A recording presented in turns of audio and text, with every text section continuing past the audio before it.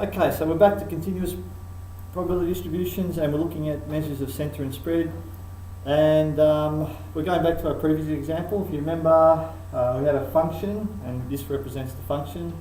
And this function exists between 5 and 11. All the probability within inside the area under the curve within this function from 5 to 11 is equal to 1, if you remember that. Okay, so we talk about, first of all, measures of centre. We talk about expected value again, expected value, EX. Another way to write that is the mean, or that Greek letter mu again. And here we go, here's the equation for calculating the expected value. Again, it's pretty simple. It's just x times the function between the lower and upper bound terminals. For this example, it's just the integral between 5 and 11 of x times fx dx. And if you work that out, work it out on the calculator, work it out by hand, it'll equal x. And basically, a lot of mistakes that people will make when they work out expected values, they forget to do x times. So it's x times the function, always just x, okay? If the function is a cos function, a trig function is x times cos x. Okay, so it's always x times for expected value. If you work that out, you get 8. Okay, that's your expected value. The median, if you give a median, that's where the probability equals a half. So what you're doing here, you're basically saying, where does the area under the curve equal a half? So if we just change this a little bit, if we were to colour in a half of this area, because it's symmetrical, it's going to be basically a half of that shape coloured in.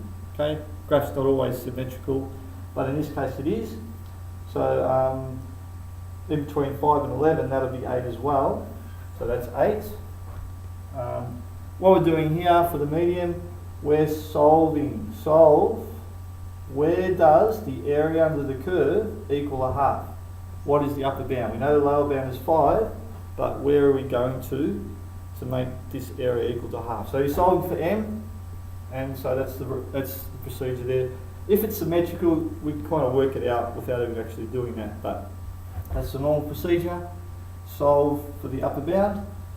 Mode is the most occurring, the highest occurring probability.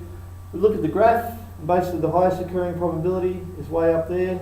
Yeah, that's where the gradient is equal to 0.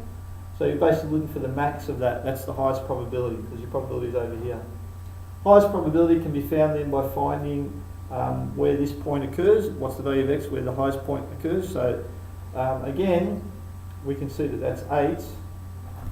So that is 8. But normally what you would do is you're solving again for the gradient f prime x equal to 0. Because that gradient is 0, is solving for the maximum point. So that equals 8. 8 again. They're all the three measures of centre, expected value, median and mode. And in this particular example, all the answers were 8 for those measures of centre. Then we talk about measures of spread or variance. The variance is equal to this formula, which might be a bit familiar to you now. Same as discrete probability distributions. It's E x squared minus mu x mu squared. So Ex squared, all we're doing is we're saying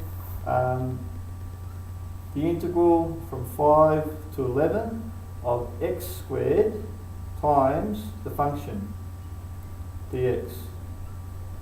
Okay, that's all we're doing for that.